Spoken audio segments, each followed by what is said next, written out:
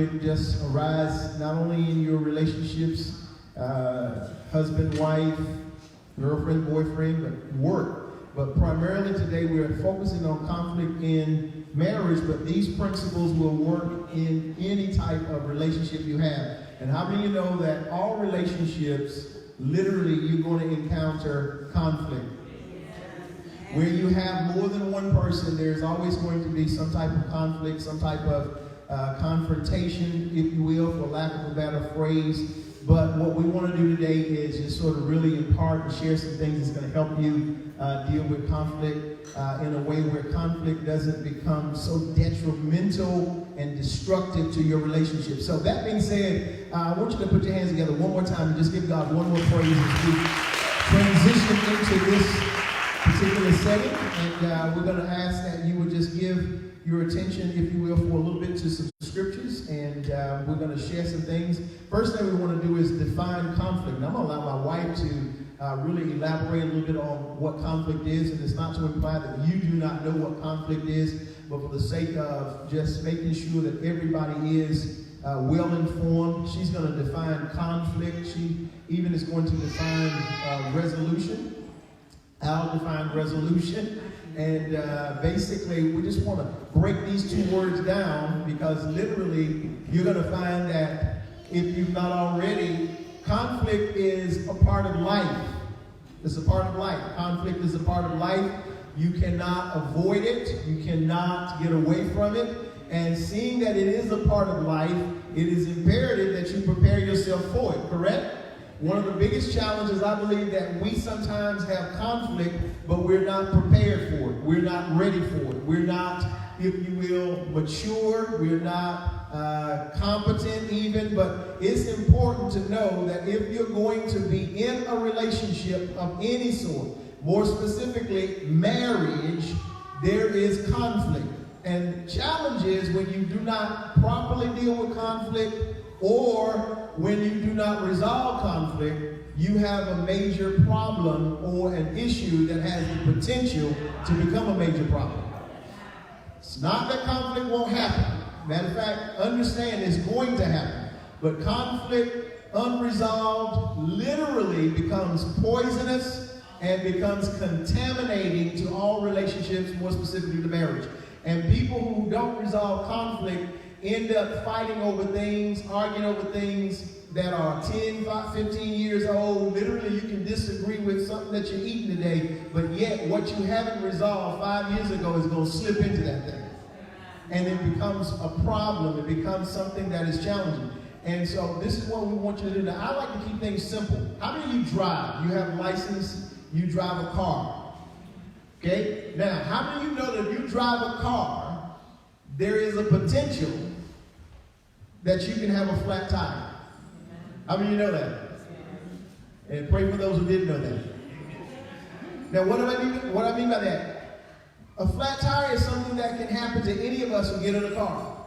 And so literally, knowing this, it's important to at least know how to handle a flat tire. If I'm going to drive, I need to at least be conscious. If I don't know how to change it, I know who to call.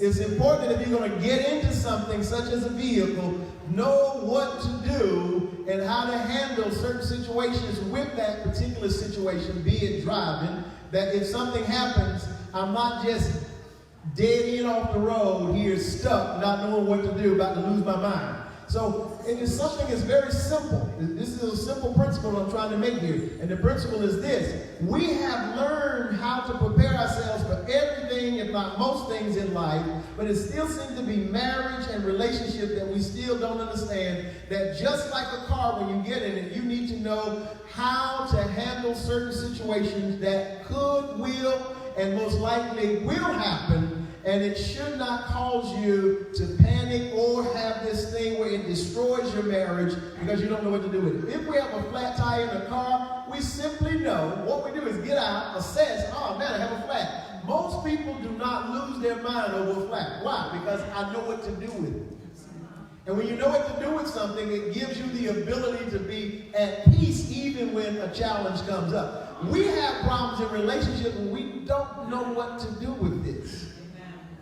And sometimes conflict unresolved is like a situation that we have no answer for, no skill or no knowledge of how to handle it. And so just like you know how to handle a flat tire, allow me to give this analogy because when I was thinking of it, I just thought it was just so awesome and powerful. So y'all indulge me. And so y'all think, I know how to change a tire. I hope you see the correlation between changing a tire and literally whatever comes up, whatever the conflict is in your marriage, symbolic to a flat tire. You should be just as comfortable or confident dealing with conflict and resolving it as you are changing a tire or calling AAA.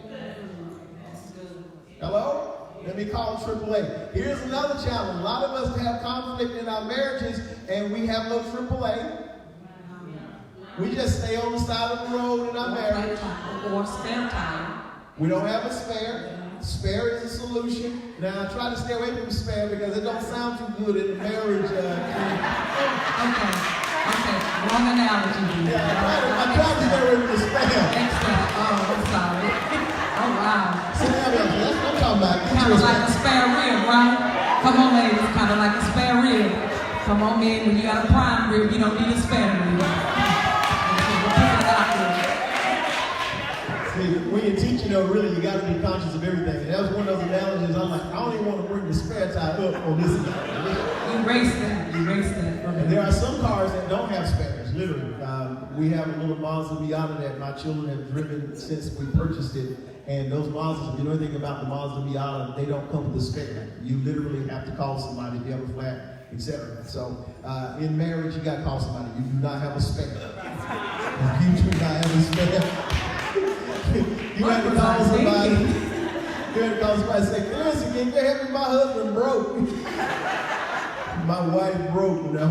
Literally, it's just important to know how to do it. Now, my point in this particular analogy is comfort and confidence comes from knowing, and it becomes a comfortable journey when you're in a relationship and in a marriage where literally if something comes up, I don't have to panic. Why? Because at least I know where to go. I know what to do. I know how to at least to approach conflict. The challenge that I find in over or nearly 20 years of working with couples is when couples either refuse to deal with things, don't want to deal with things, or don't know how to deal with things, and literally they're still in the relationship, and so therefore you have the nail still in the tire. It's flat. And you ever driven a flat? Any distance is hard, right? And it starts, it'll tear the rub off the tire, then it gets to the rim, and that's why you have sparks that fly on the rim. Some of y'all got down to the rim. Sparks are flying. What? I said good morning. Oh, those are sparks. Every little thing. So what we want to make sure today is that you have what you need to change your tire in your marriage if it goes flat. Now, sometimes people basically don't just have flat. Sometimes the engine gets a crack in it. So sometimes automobiles have a completely different challenge than just, if you will, flat tires. Whatever your situation is, whatever your conflict is, I want you to understand, conflict is normal. Catherine's going to give you a definition of conflict, and we're going to break this thing down, okay? Okay, real quickly, I'm reading, give you the definition from the Cambridge Dictionary. It says conflict is an active disagreement as between opposing opinions or needs. Again, that's an active disagreement as between opposing opinions or needs. A conflict is also fighting between two or more countries or groups of people. Is fighting between two or more countries or groups of people. But listen at this, and then Apostle Vaughn got into a full-fledged conversation about this about 4 a.m. in the morning. There's two types of conflict. There's external conflict. External conflict is a struggle between characters, or between characters and nature or society, okay? But then internal conflict, so there's external conflict and then there's internal conflict. Internal conflict is struggles to change or understand oneself in internal conflict. So there's external conflict and then there's internal conflict. There's two types of conflict when you're fighting. The external is when you're fighting something outside of you. The internal conflict is when you're fighting yourself, and there's struggles, inward struggles. And even as we were sitting, as we were laying there talking this morning, the Holy Spirit led me to James chapter 4. And I think if Apostle, I don't want to get into going too ahead of what he has laid out for us, but we went to James chapter 4 when it says, "From whence come the fighting, the arguing?" But it goes on to say that it comes from within. It comes from within. And we begin to discuss about many times that there's external conflict. There's conflict between people and the conflict starts with the internal conflict that's in each other. So I really hope that we can kind of go back and revisit that, because I would love to go and just read that scripture and run it down. It's really amazing, the meat that is on that. So again, I didn't want to take you away. I wanted to do what you asked me to do, which was define conflict. And I really wanted to throw that out, that there's two types of conflict, because we often talk about the conflict that we have with each other, but rarely do we talk about the internal conflict that's going on the inside of us, which most of the time leads to us fighting one another. Because when you're at peace with yourself, it's hard to be in turmoil and conflict and offended with others. When you are at peace with yourself, when you are whole in your emotions and your mental health is good, it's really, really hard to fight and pick fights and with one another. So I really wanted to just put that out there as well. So resolution, you want me to go ahead and give you that as well? Yes, give me the definition for resolution. We're going to define these two words, and then we're going to elaborate, because she makes a powerful point that we want to sort of bring out. So if you will, we're going to define resolution or resolve. Resolution is the pretty much word that is depicting or literally is founded upon resolving. So we want to resolve conflict, okay? And resolve means to deal with successfully. I love this next definition. It means to clear up. It means to find an answer to make clear or understandable. So I want to go back again. It means to deal with successfully.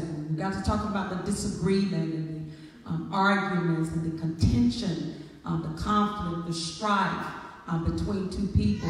So when we talk about conflict resolution in marriage and in relationships, when you resolve a thing, you clear it up, you find an answer, you come together, and the Bible says, "Come now, let us reason together. Let us discuss this thing. Let us communicate. Let us stop throwing shade across social media. Let us come together and reason together and talk about this thing." That was just a doubt. I just wanted to throw that out. But it needs to communicate, amen? It needs to come together to clear up, to find an answer. So I wanted to, that's what resolve means, resolution.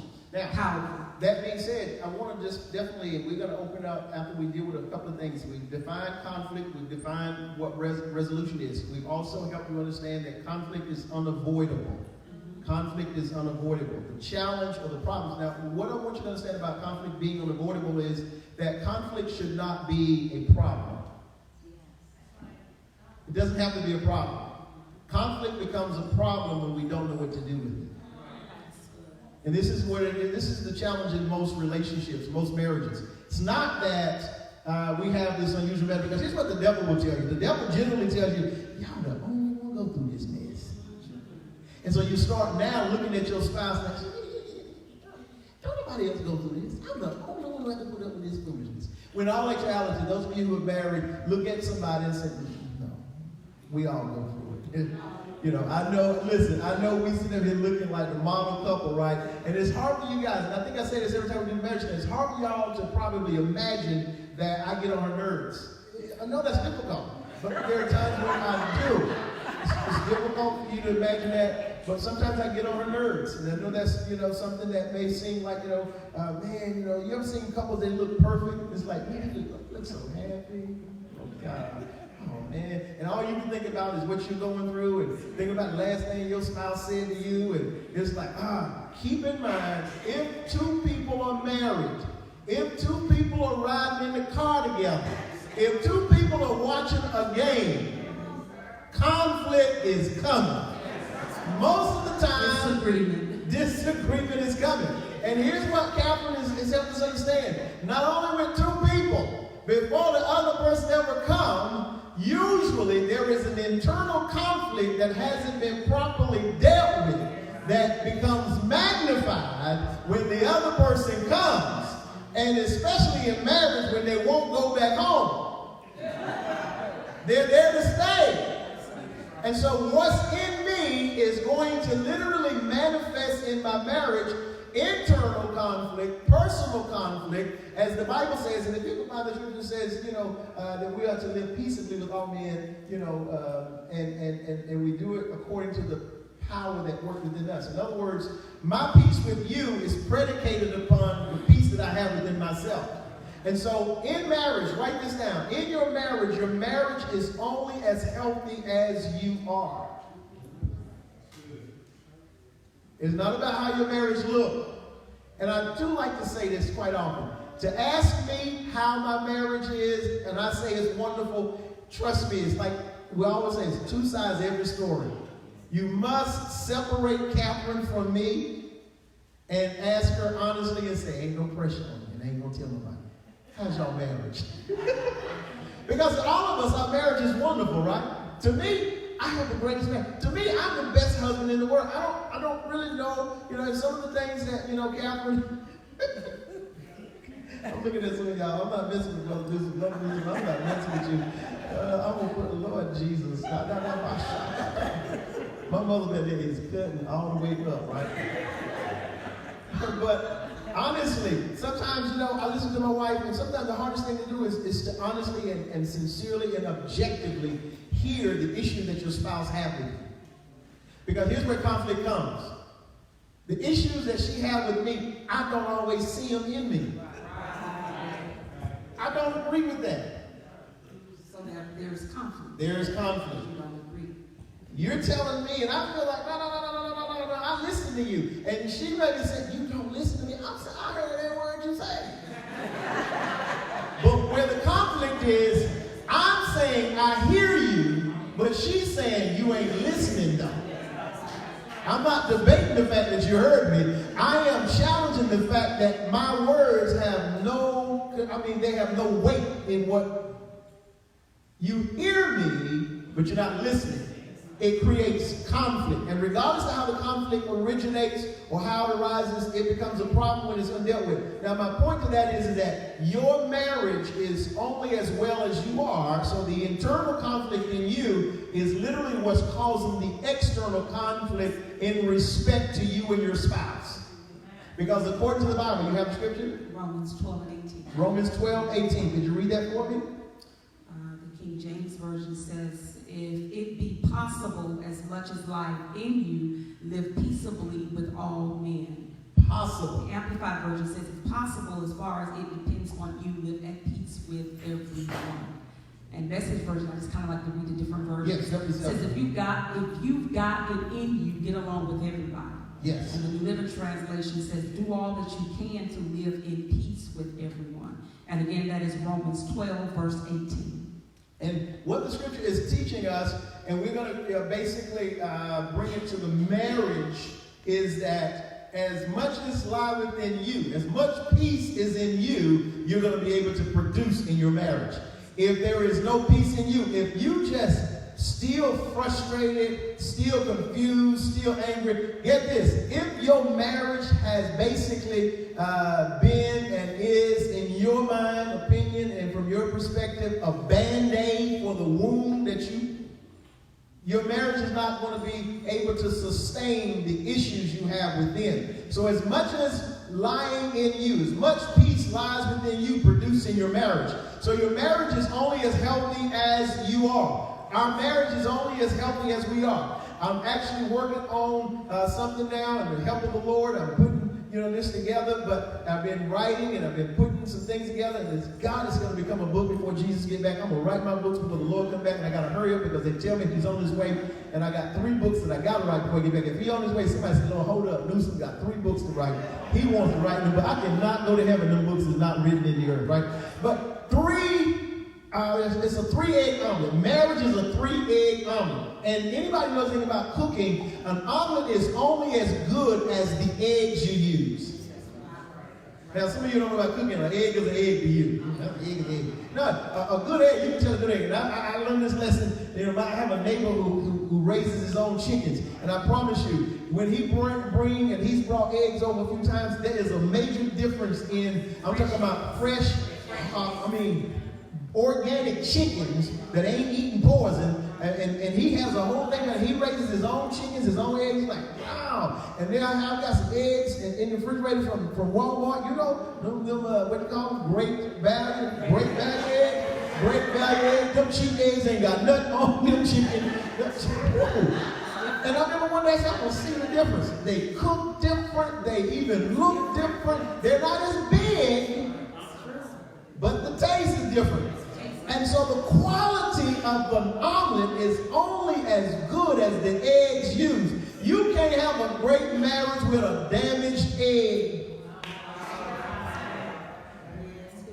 You can have great moments. You can try to have great days, but the point is, your marriage is only as healthy as you are. And it takes I love 3 egg omelets. You, your spouse, and God. Y'all got to get rid of these 2 egg omelets. Because these 2 egg omelets, I'm telling you, 2 egg omelets, that's when confrontation really becomes a problem. Now, the reason why I bring God in, because God is the center and the focal point of your resolution as well as the stabilizer of your marriage. He helps you stabilize arguments, disagreements. Why? Because we're going to rely on what he says and not what I think. Sometimes I think Catherine is just far off in left field with some of the problems or the challenges she's had with me. I just, I'm like, God, I'm going to pray for my wife. She ain't seeing me properly. She just really don't know who I am. I'm doing all that. My God. What? Oh, Jesus, help my wife. And then God says, I'm trying to help her, but you talking. Hush and listen. And so my point to that is God and his word and his counsel through his word helps me understand that even though I don't agree with Catherine, now I'm leaning not to my own understanding, but I'm now looking at what the Bible says in relation to even our disagreement, our conflict, and I'm going to allow the word to resolve the conflict. Now, in conflict resolution, you cannot be the judge, jury, and all. Woo! Jesus, help me, God. I'm married to the judge, who's also the jury, and he's the prosecutor, and the defense attorney. That's a problem. That's a major problem. Conflict cannot be resolved by me. I have to look outside myself to resolve conflict. I have to have something that is not going to be, if you will, partial to my opinion. Okay? Very important. It gets quiet right there, because when you're talking about conflict and resolution, I promise you, the mind that got you in trouble ain't going to be the mind that gets you out. That's a principle of life. The thinking that got you bound ain't going to get you free. The thinking that got you broke ain't going to get you rich. You have to get, if you will, renewed in your mind, and God's word renews in our thinking. So we understand that. Can I read this? I want to go ahead and go to James. Let's go ahead and go to James real quickly. Talk about the internal conflict, because this is really, really powerful. I think you used this scripture, Apostle Lamont, you was talking about the science of prayer, even on yesterday. So really, really powerful. We're going to get down to that 3rd verse. But go to James 4, verse 1. I'm going to start reading at verse 1, and then I'm going to go all the way down to verse 3. And this is talking about the internal conflict. I'm going to be reading out of let me read it in the King James first, and then I'll go back and give you the Amplified version. Verse 1 says, from which comes wars and fightings among you. Yes. Come they not hence, even of your lust that war in your members? You lust and have not, you kill and desire to have and cannot obtain. Mm-hmm. You fight and war, yet you have not because you ask not. Mm-hmm. You ask and receive not because you ask amiss, that you may consume it upon your lust. The Amplified version in verse 1 says, from what leads to strife, what leads to discord and feuds, and how do conflicts, quarrels, and fightings originate among you? Do they not arise from your sensual desires that are ever warring in your bodily members? You are jealous and covet what others have, and your desires go unfulfilled. So you have become murderers. To hate is to murder as far as your hearts are concerned. You burn with envy and anger and are not able to obtain the gratification, the contentment, and the happiness that you seek, so you fight and war. You do not have because you do not ask. And the last verse in the Amplified, verse 3 says, or you do ask God for them and yet fail to receive because you ask with the wrong purpose and evil, selfish motives. Your intention is, when you get what you desire, to spend it in sensual pleasures. So I thought that was just really so profound that God would give us that picture of what that internal conflict looks like. And I know it may be tied to the concept and the actual context. It's talking about getting down to talking about prayer, asking God in prayer.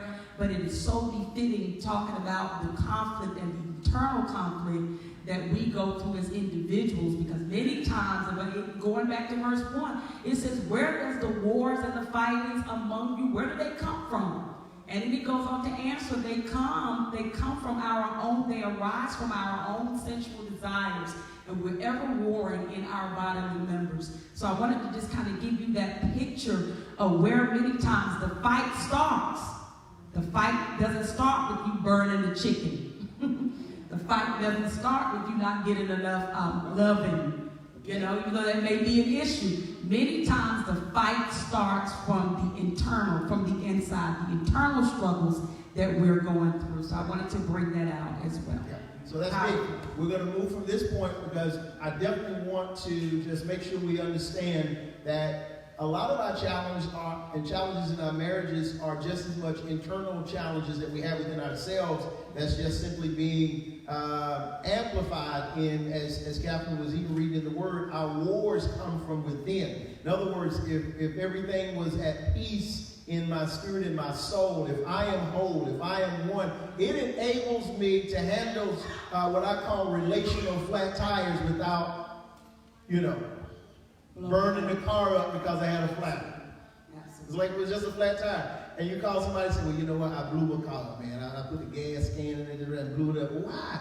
Well, the doggone tire was flat. So you may tell me you blew up your car because the tire was flat? Some people give up on marriage and relationship because they really don't understand that as a simple challenge for it. And I really don't want to put a highlight on what the conflict is, because your conflict is certainly not your neighbor's conflict or your neighbor's marital conflict, etc. Everybody has their own personal issues. But do not throw away what God has given to you that is a blessing from God, and that's also be a blessing to the world, simply because you have not matured enough to know that I can resolve any conflict in my marriage.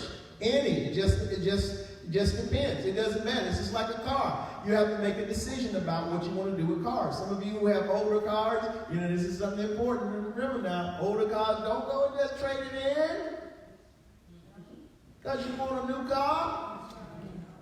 Just, hey, fix the rims up. Get a newer model. Yeah. Take it to the gym and trim it down a little bit. Put some new tires on. Or take it to Longhorn and fatten it up a little bit. Whatever you want. Just don't go the whole car way. Just find out what it is I need to invest in your marriage. Invest in your spouse. Now, that being said, it is imperative. If you don't understand that, sometimes things cost. You say invest. Some of you have gotten rid of cars because you just refuse to put that much money into it. This car is too old for me to be putting, $3,000 in it. And it depends on how you perceive marriage. If marriage is not a till death do us part relationship, listen, you might trade them in over anything. Chicken ain't done. I'm tired of that. Every time I come home, you look like who did it to you and why. I want to come home and see somebody else. Whatever the case may be, you got to have a definition for your marriage. One thing I would encourage you, define what marriage means to each other. What does marriage mean? Now, for Catherine and I, our character is more important than our problems. In other words, I promise that I'm going to love her, honor her, treat her, keep myself only unto her until death take me out. Not until Susan comes around. Not until my challenges get, because to be honest with you, you got to be careful with external conflict. Literally comes because of internal conflict. Sometimes the issues we find ourselves in is because the issue that is within. Woo-hoo. Susan ain't the issue. The issue is that's in you that caused you to make Susan the solution. And you find that Susan ain't the solution. Big Bob ain't the solution. Big Bob ain't the solution. No, Mama is not the solution. Literally, what's going on inside you is going to challenge your marriage relationship. So conflict is something you can't avoid. Write this down. Not all conflict is bad. Not all conflict is bad. Second thing I want you to understand about conflict, it doesn't go away. Doesn't go away. I've seen couples who just, we're going to ignore it. Where, like, you know what? And just because you agree, this is one of the most tricky statements today. We're just going to agree to disagree. Do not let that be the first option because it sounds mature. I'm just going to agree to disagree. So what y'all going to say? We're going to defer this till later. Because that's all that is. Because it's not going away. Okay? Now, just so we can't get a little interactive, and I'm going to keep going here in a moment, and this is just, listen, I want you to hear me. I want you to pay close attention to the directions that I give you. I want somebody to just throw me out, raise your hand, and these guys will get the mics and throw me out a particular conflict. I want to hear some conflict, because we all have different conflict. Just name conflict. It could be my conflict or conflict is. If you don't want it to be your conflict, just say my neighbor's conflict probably is. I know somebody, right? Yeah, I got a hand back here. Conflict. Yeah, I want to hear some conflict. Managing the budget. Oh, he brought up the money thing. Lord, he done cussed in church. Money and marriage. To be honest with you, Susan is not the greatest challenge to marriage. The number one challenge to marriage right now is finances. Now, finances might be what ran Bob to Susan because his wife is still fussing because we ain't got enough money. And he's tired of hearing it, and he can't go and lay in her arms. He's already struggling at work. They're talking about laying him off. He got all these problems. And then his wife is just, we ain't got no room, tired of this. And so, okay, now Susan talking about how good he looked, and, you look stressed. And so now Susan's starting to look good, but the real issue was the budget. So that's conflict. That's conflict right there, right? Got another one. Let's name another conflict. In-laws. Ooh, why y'all hitting the big ones? Start out with the little ones. Jeez. Y'all are playing dirty today, right? In-laws. That's another big one. We've done these all over the country. And to be honest with you, in-laws is another one of those top challenges in marriages. In-laws. But I want to say this as we're going to throw out a little nugget to that conflict as well. You didn't marry nobody but your spouse. So don't let nobody else become a problem. That's real easy though. That's real easy because we know we didn't marry nobody but our spouse, but we still got to deal with our in-laws. Who told so you that's easy out. We see them. Who told you got to deal with your in-laws? We interact with Who told them. you got to go to church with them. So who told you got to do all that? I mean, here's the thing. We'll come back to that. So we're having conflict right now. We have conflict. There's some conflict. And you see where conflict lies? Because somewhere in her mind, she think I'm married, or we think, or maybe, now this is just, definitely hypothetical here. But I do understand that we did not marry our in-laws, but we're going to have some conflict resolution concerning our in-laws. How to deal with right. And this is my how point. far to let them go, when right. to establish boundaries, right. those type of things. Right. And my point is the nugget. I gave a big nugget what it is because to help Catherine out, it's really maybe not that simple, but now stay with me. Neither is it that hard. Now, what makes it simple to me is that we both agree that won't nobody at the altar but you and I. Can we agree on that? Now we keep going. So, nobody there but you and I, but every time we go over their house, you and I have trouble. So, you and I at the altar, but when we go over there, me and you it's like every time we go over there, we come back, not talking for days, mad, So now, do we have to make going over there a priority? And going over there, how is it and what is it doing for us? Okay, they pay how many bills? They don't pay none. I mean, so it comes down to we have to agree on what the resolution is. Now, this is another thing with conflict resolution. Get this, sometimes you have conflict, which is disagreement, challenge, or opposition, and then it compounds when we start trying to resolve and we don't agree on the resolution. Because the agreement has to be on the resolution for sure. You can't agree to disagree on the resolution. To resolve something, you have to agree that this is going to fix that. And resolution means compromise, which is going to involve some compromise. Because for you, you might say, I need to go see my mom. I love my mom.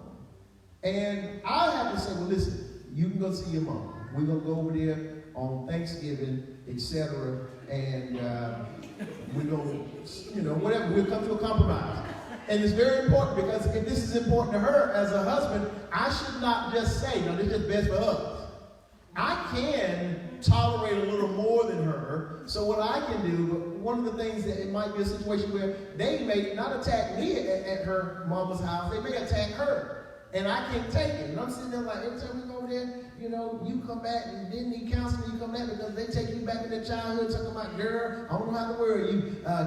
You were slow growing up and you got to hear all that, and now I got to come back home and try to build you back up. And so you got to compromise. It has to be a compromise. And it's a great point and analogy because sometimes we don't agree on the resolution. But here's the big kicker. Our marriage must be more important than anything. And so if it's going to resolve. Now, I want you to hear something about resolution or resolve that I didn't think I heard in the definition, but I want to add this.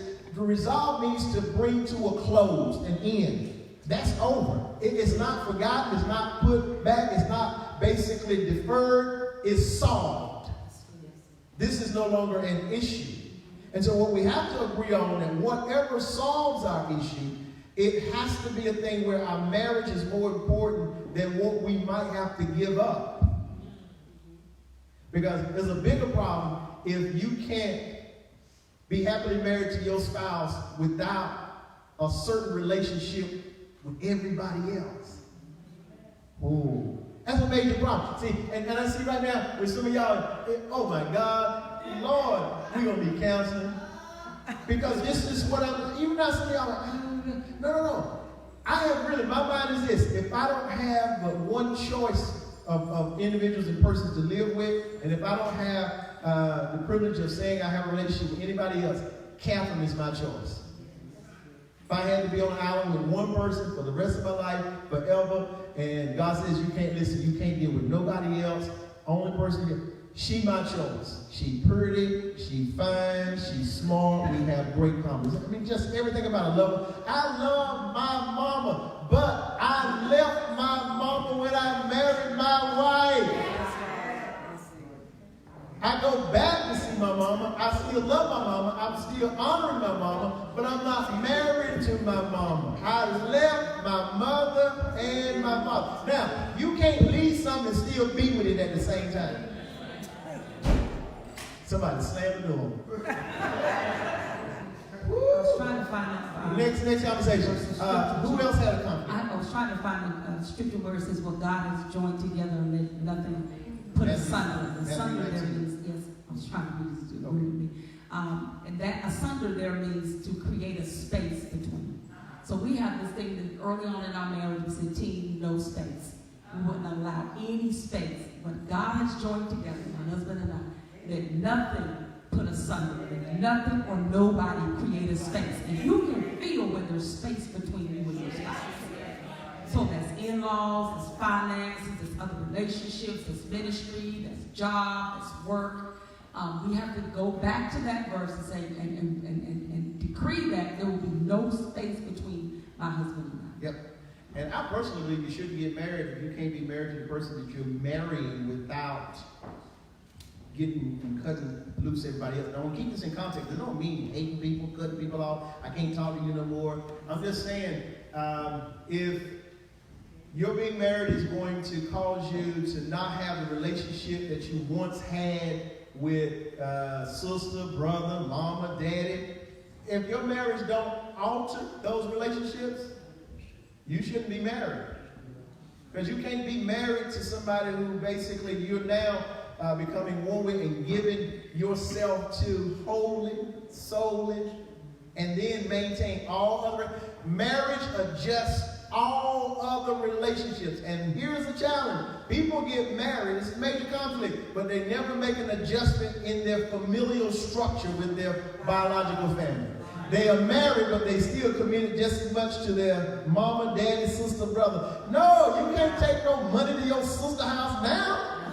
Not without talking to your spouse. I used to do it before I got married. You married now. We won.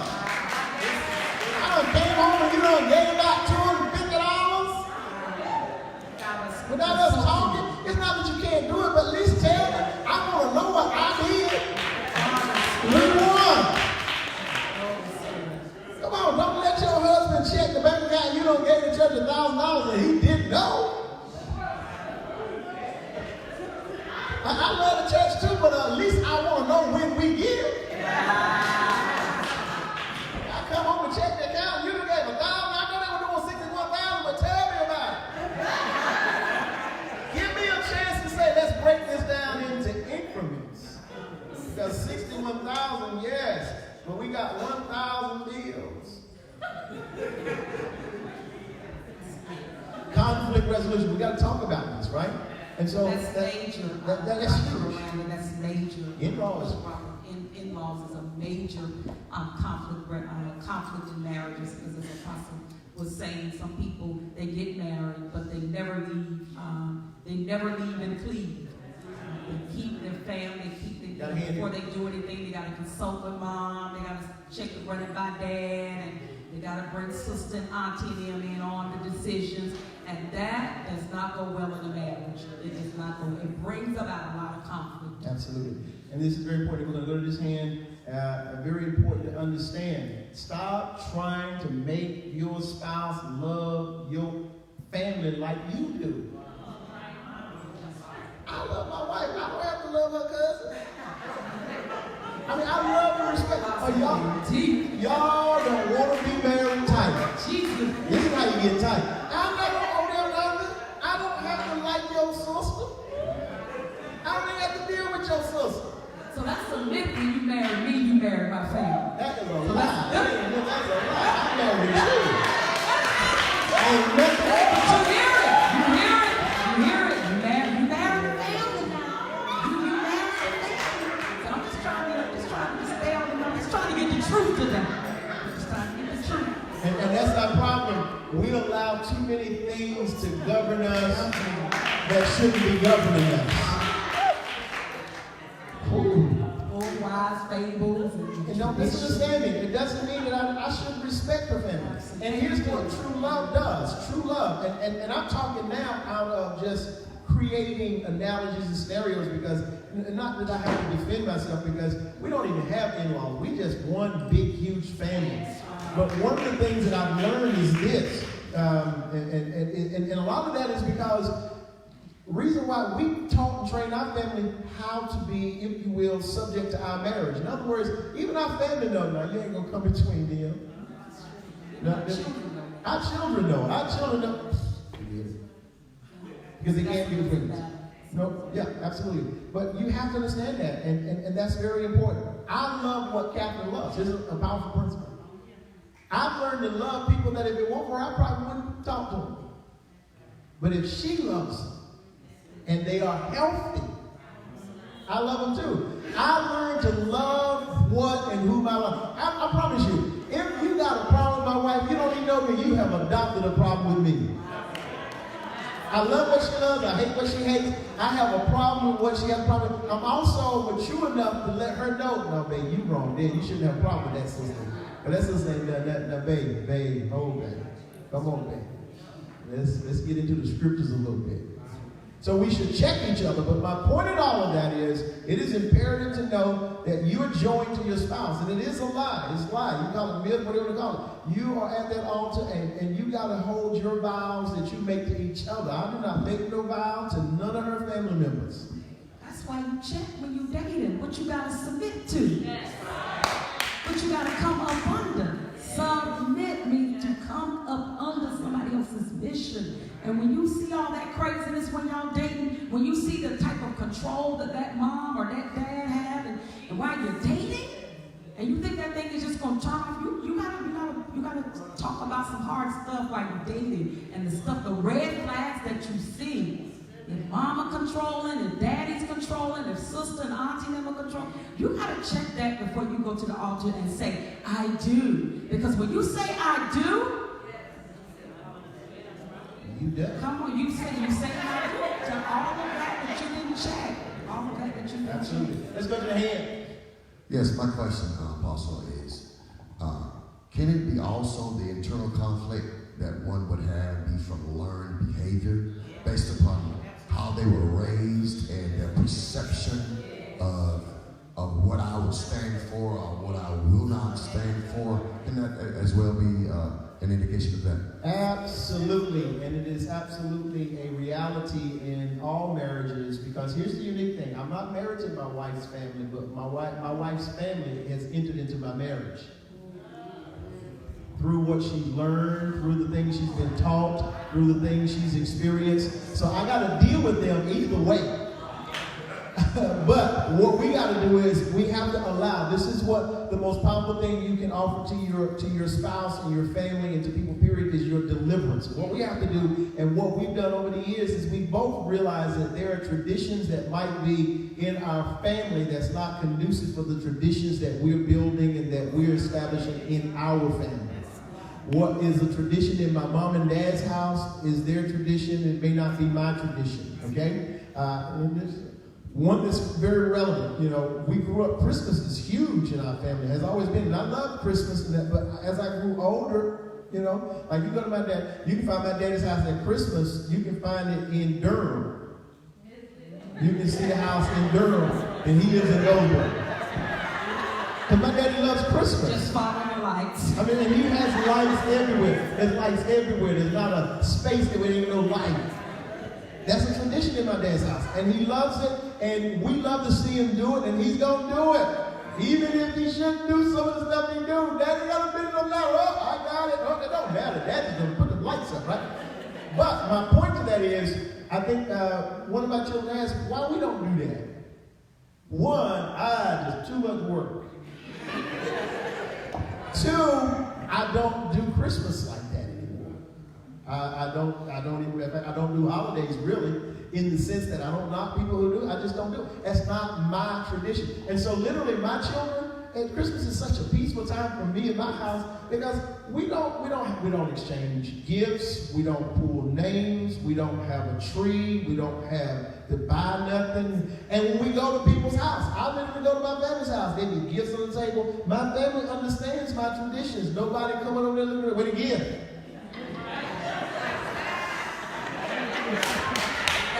That was a tradition that we started. We started it years ourselves. ago. Apostle Dennis, our late spiritual father, he took us through the tradition about Christmas, and our children were little, and we stopped it. We stopped doing it. We stopped doing the shopping and exchanging gifts. But we told our children. We sat them down and we discussed it with them, what we were doing and why we were doing it. So it was never an issue. That was the tradition that we started in our family. No stress around Christmas. As a matter of fact, it runs deep. My children are older now, Kayla, Vaughn, and Emmanuel, 17. But Kayla, no, don't buy me anything for Mother's Day. Don't go out spending a whole lot of money. We may go out to eat on my birthday. But they know I don't want any pressure on you guys around holidays. This is something that we have established in our life that works for us. But when they go to our other relatives' house, my sister and my brother-in-law and my two nieces, they already know Aunt Kat and Uncle Vaughn don't give gifts. And I told my nieces and I can't even remember when I gave them a Christmas gift, but I do give them things throughout the year.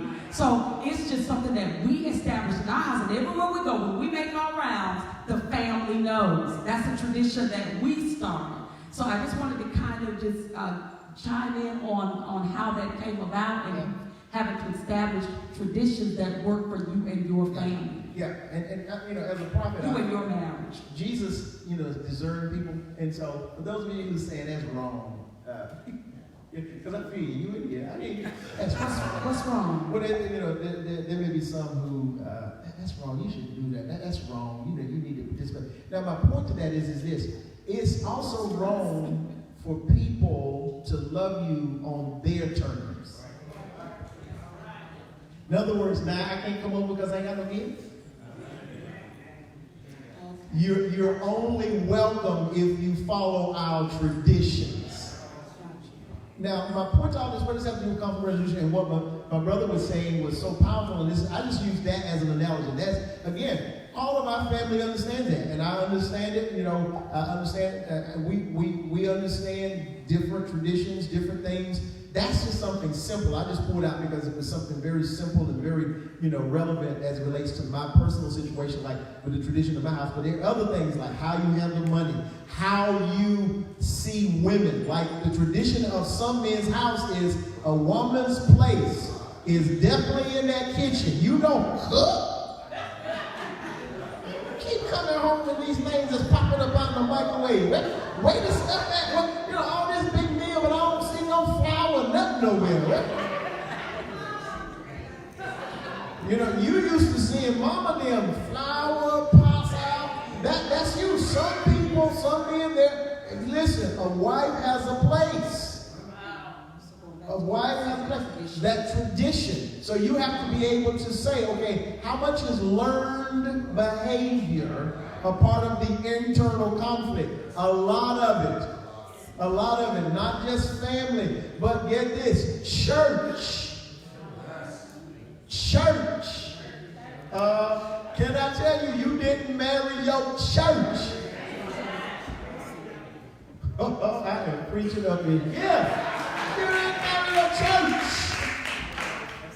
So that has to be agreement. Even the Bible teaches this, that if a woman does something and gives something or does something and she has not talked with her father, her you know, the one that she is, you know, submitted to, or husband, then that thing is vulnerable and the husband don't agree with it, the wife has to undo that thing.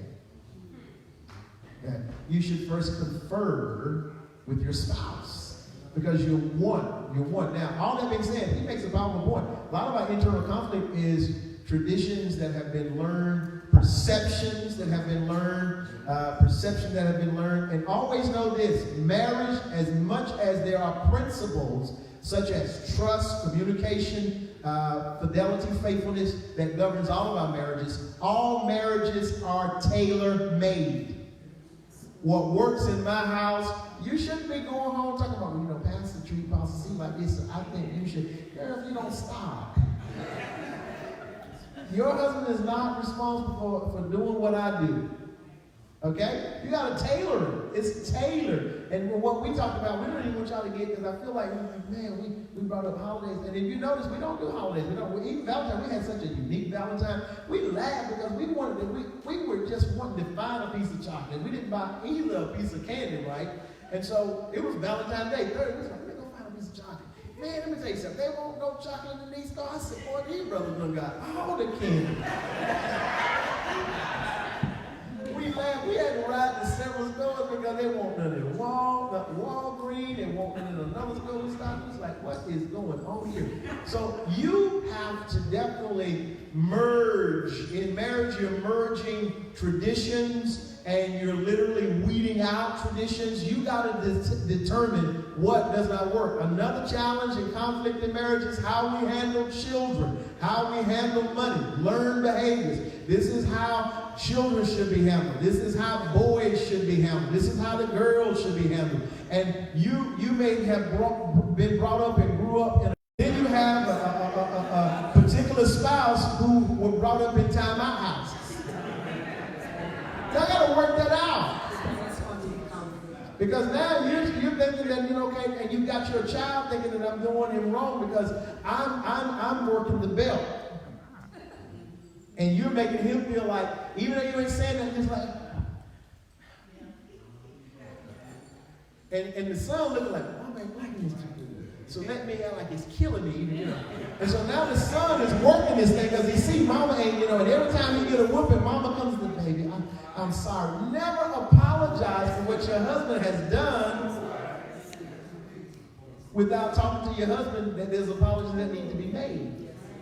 That makes sense? Conflict. Internal conflict. He makes a powerful point. Internal conflict. We're moving on to the next question, and then we're going to move on to the next, give you some skills, because we're talking about this, but we're going to close out with, give you some things that you need to develop that will be able to basically process any conflict.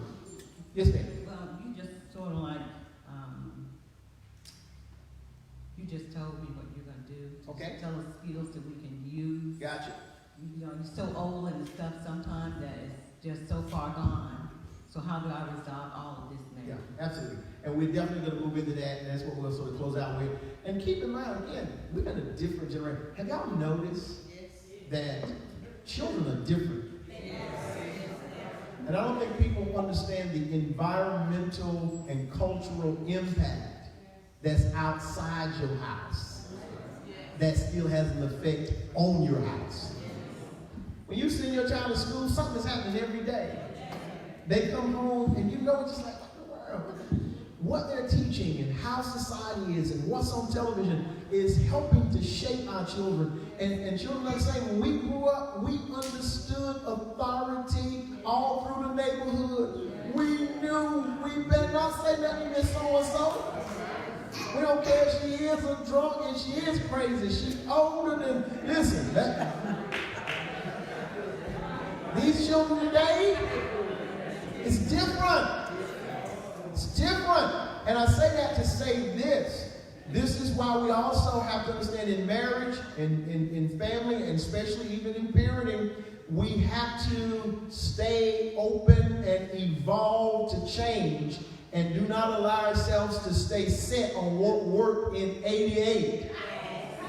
Because what worked in 80, I promise you, though it is still a little bitty child, how you used to handle assault children handled in 80 and 88 is not that simple. I was always an advocate for spanking. I just believed it, and I was privileged to not have to do much of it. But then I realized it may not be the best thing always. And right now it might not be best at all. I might just simply need to do something different. And so you have to be able to change. Even in marriage, the way Daddy used to do things, it was a different time. Daddy, and the way Mama was raised to have a level of reverence for her husband like women today don't have. Y'all ain't got this amen. If you're at 60 especially and older, men were, and I'm not saying that it's right, because you have some people who have real problems with this teaching that the Bible teaches of submission, etc. But at the same time, there was women back then, they just had a respect. Today, a woman, she make her own money. Shoot, she don't hardly need you as it is. I got a what? I ain't got to do nothing, bro. And so you can't go on how Daddy used to say, listen, when I get home, I need something to eat on that table. You can't talk to your woman the way Daddy probably used to talk to Mama. Daddy gave Mama directives, instructions. You don't have to communicate with these intellectual sisters. These sisters are intellectualists. They are, listen, they will, excuse me, they will Cardi B's.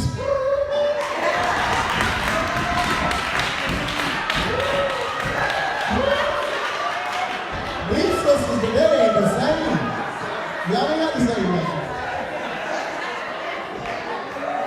Now, what am I saying? You can try to live off tradition, but tradition, listen, sometimes you got to realize I need to change my methodology. The principle is the same, but how I do things cannot remain the same. And if I change method, it doesn't mean that I have left the principle. The foundation is still there. Never allow the tradition to become more important than the relationship itself. I mean, I literally empower my wife. I believe in everything about my wife. My wife is submitted, but I empower her. I love to see her go. I love to see her go. She's in school now. She's getting a degree. You know, it's like, man, I just love to see her thrive. One, because I know who I am. I'm a husbandman. As a husband, I'm a grower, a developer. So everything around me should reach its highest peak. And if I'm doing my job, everything should basically be growing around me. My wife shouldn't just be sitting back waiting to make love to me and cook, but she should also be blossoming, and she should be understanding her gifts, her talents, and literally still understand that she's a helpmeet to me and not allow her passions to rob her of her purpose. Her passion should not remove her from being your help. When your passion becomes a hindrance to your husband's help, we need to come back to the table and realize, listen, you are a helpmeet. Help me. And when you help me, then I'm going to help you. So it's an art. You got to grow. It's a balance. It's an art, and it's a lot of work. That's why it is not for the faint of heart, neither is it for the immature. When children get married, I'm talking about 30, 40-year-old children. I'm talking about 50-year-old children. When children get married, you just basically setting yourself up for just lots of arguments and big playground fights all the time. Because nobody's mature enough to understand the art of marriage. So let's go into some of the ways to handle conflict. Captain, you have a few things in the scripture. Okay? Some of the things that I want you to understand how to handle conflict, things you need, just like we talked about the analogy with a car. If you are driving a car and you do have a spare tire, for lack of a better phrase, you have things that, it's going to be helpful for you if you have a problem to arise. You want to make sure it's in the car. One of the things that we teach our young boys, or we should teach, your child or your son or daughter, they're driving, make sure you got the jack, make sure everything's in the car. You prepare for what you don't want to happen, but at least you prepare for it. Listen, you expect the best, but be prepared for the worst. And so what you want to make sure is that you're prepared for marriage, and one way to prepare for marriage is to prepare for conflict. Conflict, again, is not a problem. The real problem is how we handle it. How we handle it sometimes is a real problem. So first thing you need to do is develop, and the thing you need to develop to be able to handle conflict is to mature as a person. Maturation. Okay? Now, that's unique because, most people, honestly, no disrespect to anybody, most of us, you ask them, we say, oh, I'm mature. Okay? There's several ways you can definitely determine if a person is mature or not. One is how well do you handle opposition to your opinion and your views. Mature people are not, moved, or they don't have what I call emotional temper tantrums when people don't agree with them. When your spouse don't agree with you, do you feel like they're attacking you? You're not grown up. If your spouse has to agree with you for you to feel good about things, you haven't grown up. How much liberty does your spouse have to be angry with you and be able to express it even in voice or just in conversation? If your spouse can't say, I don't like that, I think that's wrong, babe, I'm not with it, and you feel attacked, or you feel now like I'm being betrayed, then there's a level of maturity that you need. Who wants to be a part of any team where you cannot object to things? Who wants to be a part of anything where you can't voice your displeasure? And when you think displeasure is communicating dislike or distrust, that's a sign of immaturity. See, my wife should have the liberty to be able to express. My wife should have the liberty to be upset. You ever been in those relationships, marriage, friends, where they have the right to get upset, but if you get upset, you wrong. I can't believe you, man. You were mad last week. Why? I can't believe you were upset. I want, not just my wife, those of you in church, those of you in leadership with me, I am the type of person that if you're going to be in a relationship with me, I need the liberty to let you know I don't appreciate that, I don't like that, I don't think that's right. Then we can communicate basically, and it doesn't mean I don't like you, it doesn't mean that now our relationship, oh shoot, y'all gonna break it down, isn't it? No, just we have conflict here, we're talking about this. And that's the sign of maturity. How well do you handle correction? If you cannot receive correction from your spouse, you are not mature enough to be married, even if you are married. In other words, you need to grow up. Who else is going to check you? That's why before you get married, check the checks. Can I check you? Wow. Can you check me? Can I let you know you're wrong? Girl, you look down my face. Get out my face. Ain't no woman gonna tell me you're wrong. You right, this one ain't either, because you sure ain't gonna trap me. My wife can tell me when I'm wrong. I may not agree with her. Now, what if I don't agree with what she's assessing? We have to have an outlet. Now, most of us understand that if something happens to our car, we take it somewhere, right? And if we don't take it somewhere, we fix it ourselves. But I'm talking about now when you can't fix it and it's valuable, you take it somewhere. If you don't have another outlet to take your conflict to, you have a greater issue. Most of the time, that is where people are. And here's the number one reason why. I'm going to give you this. Maturity is going, this is all maturity is the first thing. You got to mature.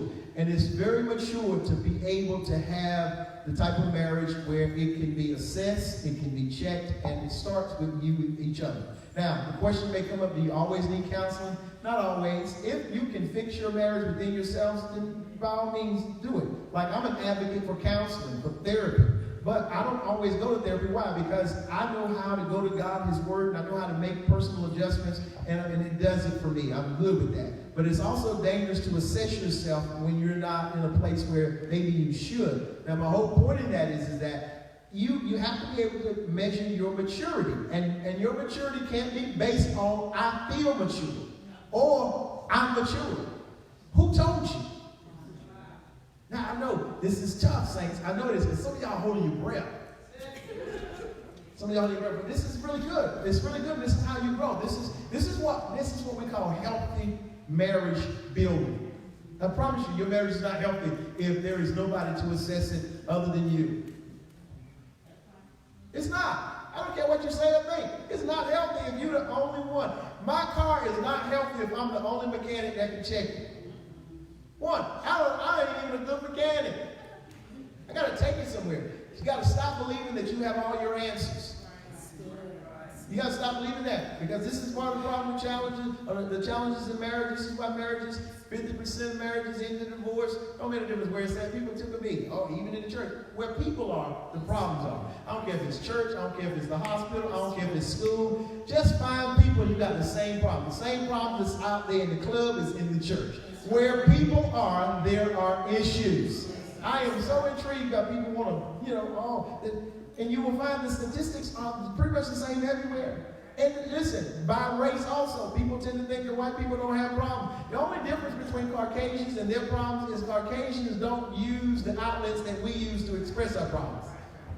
That's it. Same problem. I got a lot of Caucasians who got the same problem, same church problem, same marriage problem. We just want to get on Facebook. We don't want to tell the world about our own. They just don't tell it about themselves. They have this kind of pride that says, we got these issues, but we ain't even going to put it on TV. Have you ever noticed television shows with white families or different television shows with black families? That being said, you got to mature. Number two, this is how you're going to resolve conflict, is you have to build healthy, God-fearing love. Love. I'm not talking about the arrow or the kind of love that, ooh, she's fine. Ooh, the emotional. Ooh. You got to have the love of God to be married. Okay? Marriage is a very unique experience, very close, intimate experience, and you got to have the love of God. And this is powerful because love is able to bear all things, endure all things. Love never puffed up. It doesn't envy. It's not envious. You'd be surprised at the level of jealousy and envy right within marriages. He or she gets too much attention. Now I'm getting jealous. No, you ought to celebrate the fact that your spouse is celebrated in whatever capacity. Okay? So love is powerful. Okay? I had a hand here, and then we'll get this hand, and we got two more, and we're going to close out with these last two, if you will. things that you need to develop. And so we need to develop and become mature, because your marriage is only as healthy as you are. Number two is you have to develop the love of God. I'm talking about the 1 Corinthians 13 kind of love, the kind of love that the Bible says. Have you ever read that? I'm talking about read it in the Spirit. You know, I'm not talking about read it Sunday school reading, where you just read. I'm talking about literally what it's telling us. That we're to love, and love literally bears all things. It doesn't give up. It doesn't give in. It doesn't break. Ooh, Jesus. And it's not natural. That's not. 1 Corinthians 13, that's not natural. And I told him this morning, church ain't natural. Being saved ain't natural. It's spiritual. You can't do this thing on your own. Okay? Let's get the question, and then we'll close out with these last two.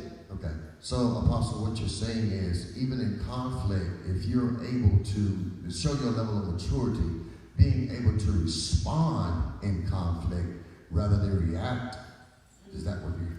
That's exactly what I'm saying. Okay. And you said it better than I did. And it is true. And a lot of people don't know the difference between reaction and response, but there is a huge difference. Greater conflict comes in when we react and have a response. Absolutely. A lot of times, Bigger messes. a lot of times our reaction is derived out of emotions. We're emotional. That's why sometimes it's just best to pump our brakes before we even deal with things and properly process things and settle your emotions down. Emotions is just like salt to food. Everybody like a little salt, maybe. Some of us can't handle much salt at all. We have to misdash it.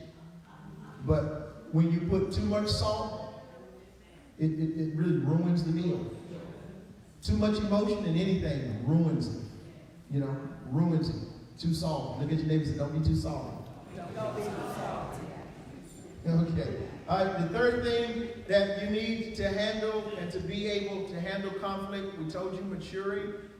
Two, we told you to develop and build the love of God, which will enable you to endure and bear and continue to love. And I keep getting stuck on love, because literally sometimes in marriage, people tend to think that I can stop being what I'm supposed to be because I don't like what's going on.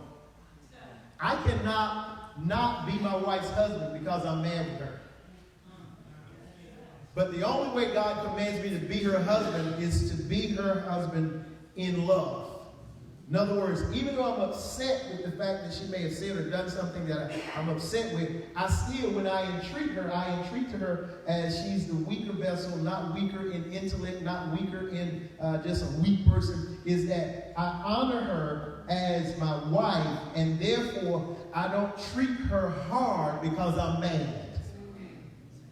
I don't talk to her like she's just some common woman that I'm upset with. I don't come out of my mouth and say, girl, let me tell you something. I can't stand you. Never should come out of my mouth. I'm talking to me, actually, my wife. We are one. Who gets in the mirror and talks about himself like that? No. And right. But this goes back to what my brother said, a response versus a reaction. If I respond, I'm responding out of an understanding and a level of knowledge that this is my help and she's me, actually. And so now think about it. If you're going to have good help, why would you damage your help? That's like somebody's going to help you do the work when you break their hands and they need their hands to help you. And then you tell them, hand me something. I ain't got no hand. No, I got to keep this woman intact. She's my helpmeet. And literally, God is going to judge me by how I handle this woman. Literally, she is my glory. The Bible says that the wife is the glory of man. And so when people look at me, they should not look at my ministry. They should look at my wife. Come on, somebody. They shouldn't look at how many members I got or what I'm driving. They should look at my wife. Is she healthy? Is she growing? Man, Apostle said, as she goes forward, and she's just like, woo, my wife taking off. I sit back sometimes and be like, yes, me and God.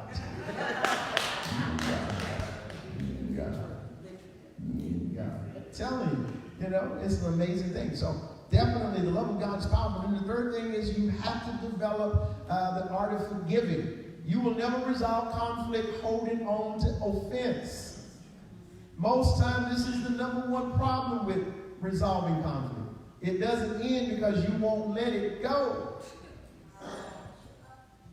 I don't like the resolution that we've chosen. I don't like the fact that I can't get you back. I don't like the fact that I feel like you're getting over on me and don't nobody get over on me. And so you store it. Now you're bitter. And you're trying to love through bitterness. That's when you have some days, some time of days. Some days marriage is, some days it's, and ain't nothing happen. I mean, it's just like, what did I do? Just bitter. That's all that other stuff that hasn't been dealt with. Still stuck there. And so if you don't forgive, you're going to never really close out issues. Close out issues. For those of you, in real estate, we close out transactions through closing. We call it closing. We go to the closing table, and that transaction is done. We file everything. We put everything away. We keep the records, etc. It's done. It's closed. I don't have to work on that anymore. I don't have to show that house. I don't have to work with that buyer, that seller. Everybody is satisfied. Everybody has what they have. The keys have been exchanged. It is now recorded into the deeds office. It's done. You ought to make it your business that we're going to close some stuff this year. This year, we're going to close some stuff. Now, keep in mind, closing some stuff meaning you're going to have to get some deliverances. Because there's some things you need to be delivered from in order for that to be closed. You can't maintain certain issues and think that this is going to go away. Because the issue is what's causing your need for deliverance. My need for deliverance is what's causing certain issues. So you got to forgive. And lastly, I feel like I've worked today. Pastor C worked too. I'm just here if you need me. If you need me, I'll follow. I'll teach you today. It's powerful. This is so funny. Last one is trust. It's also a challenge because when you've been hurt, offended, and when you have conflict, you tend now to step back and you trust a whole lot of nothing. And everything is like, careful. Trust. If you do not have trust in a relationship, a lot of people technically say, and I have to tend to agree, you barely have a relationship. And you may have it, but the quality. And one of the things that we've agreed to some things. One, we've agreed that we're going to be married until death do us part. That's it. That's our vow. And that is not based on situation. That's based on my character. To me, the things that we go through with divorce, separation, all that stuff, that's character issue. You can blame it on the issue that what did you say at the altar? One of the things that tickle me is people get to the altar, and that's why, sometimes it's like doing weddings, sometimes you're doing a wedding, like, y'all ain't gonna be lying. Maybe y'all pretty, and I promise to love you until death do us part. And then 6 months later, money problem come up. No, I thought he knew how to handle money. I can't live like this. Now you told God and everybody at church that you were going to stay with this person until you died. That's a vow.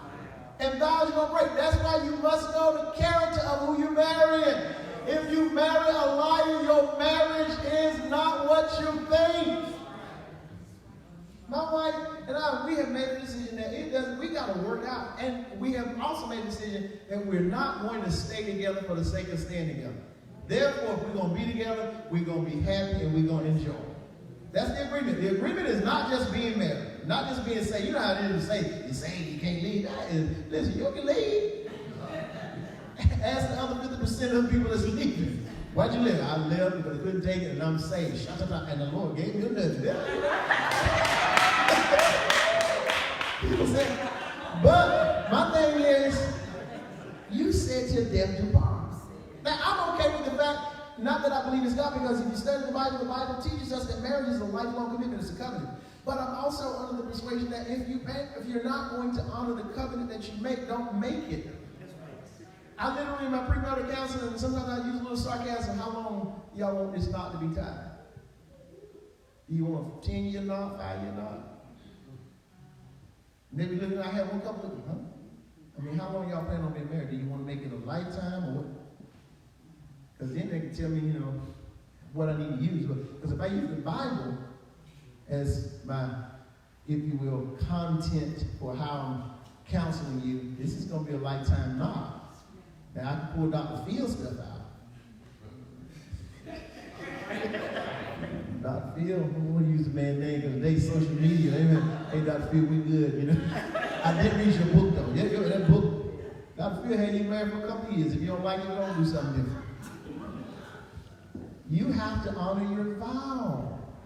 Honor your vow. And how do you honor your vow? You also honor your vow by saying to death do us part. But it's also a commitment that, listen, I ain't going to take up for anything just because she said that. And now I have no goals, no vision. I have no aspiration. I don't even care. I don't even care about myself. I don't even care. You know, I just throw myself away. And now she got to live with somebody who don't have no vision and going nowhere. And she's stuck.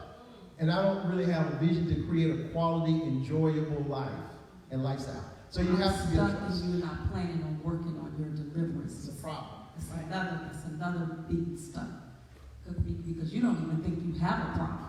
You don't even think you need to be delivered. So there's so many dynamics to that. You know, that people stay together and they don't work on their issues. And I tell you, we have been in some situations. I know I've met with, you know, several women, and I've heard. I have to be honest, guys. I've heard this situation. And I've come out of my office after that. You know, they've left, and I'll be telling the apostle, shaking my head, man, I wanted to say, run! The woman in me wanted to say, run! But the pastor, the apostle, the woman of God had to, you know, really give them godly counsel and praying with them and giving them some strategies, going to the word, going to fasting and praying. But we have to work on our deliverances. It is not, I hate to use this word fair, because I know how he feels about fair. It comes in October, get you a ticket. But it's just not fair. It's not right to allow your spouse to go through that and you not working on it. You're not working on your deliverance. Your spouse deserves that. They deserve for you to work on your issues and vice versa.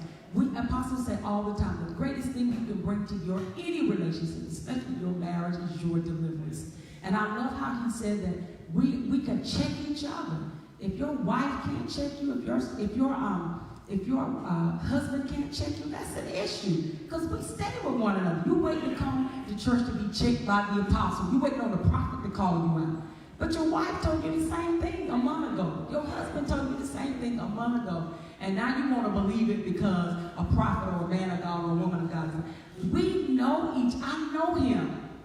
I know his issues. He knows my issues. We stay together. I can't fool him and he can't fool me. So I just love the fact that you said we should be able to check one another. That's a whole other thing. That we don't even have time to talk about spouses being able to come. And when we come, we got to come right. We got to come right. I had to learn that over the years, and I couldn't step to my. We didn't even talk about communication in conflict resolution because we got to know how to communicate. And if we're heated, if we're hot, we got to say, you know what? I need a few days. I need to come down so that I can respond and not react. Because if I would react right now, I'm looking at scripture now, Ephesians 4:29 says, "Let no corrupt communication proceed out of your mouth, but that which is good to the use of edifying." If I know I'm not going to edify, I'm going to need to back up off of this and say, look, give me just a few days. But we do need to come back and revisit this conflict because it needs to be resolved. So there's just so many dynamics, and we see so much over the years. We've sat with so many people, and it literally breaks my heart to see wives and husbands in relationships, and you have talking about people in church. The pride that's in men, the pride that is in women that they do not want to see. First you got to acknowledge that there's a problem. Can we just agree that you need some help and that I need help? Can we just come to that? Before we can change anything, we've got to first acknowledge that there is some issues. There is a disagreement. There is some conflict that needs to be resolved. So I didn't mean to go off on that end, but I do believe that it is the Holy Spirit. We need to work on our deliverance. And pride, hear me, hear the Holy Ghost through. Pride will not allow you to see your stuff. Pride will not allow you to smell your own stink. But I got somebody who can smell my stink, and I can smell his. And we should be healthy enough to be able to go to one another. There have been times that I know I've had to have a big, huge huge conversation with him. I remember one time, it was really about maybe a few months ago, and I paced in my office. I said, God, I need to say this, and I'm going over there in this office, and I'm going, and I just had it all laid out. And the Holy Ghost said, no, you're not. Because that was the old me. The old me before the healing and the deliverance. The whole me was hey, I couldn't fight you, beat you down with my fist, but my mouth, oh, I could cuss you and cut you with my tongue to the place you would be the lowest. See, so the Holy Spirit said, I've always been a lover, so I ain't worried about it. I'm a lover. But the Holy Spirit, let me finish my story. But the Holy Spirit said, no, you're not. Because it's more like you made a powerful point, man of God, is being able to respond and not react. Holy Spirit said, no, you're not. No, you're not. And it was a thing I knew I needed to say. And I said, I'm going to go, and I got myself together. And I literally, this works for me, guys. I sat at my desk, and I prayed in the Holy Spirit. I love my prayer language, and I just begin to just pray. I don't even remember how long and I don't know what I was praying, but I knew that the Holy Spirit was praying for me. And when I stepped over there, and I said what I had to say, and he just had this blank look on his face while I was bringing to his attention what I needed to say. And when I finished, and I went back over to my office, and later on he came and we talked about it, and he said, you know what, it was a little rough to hear, da da da. He said, but thank you.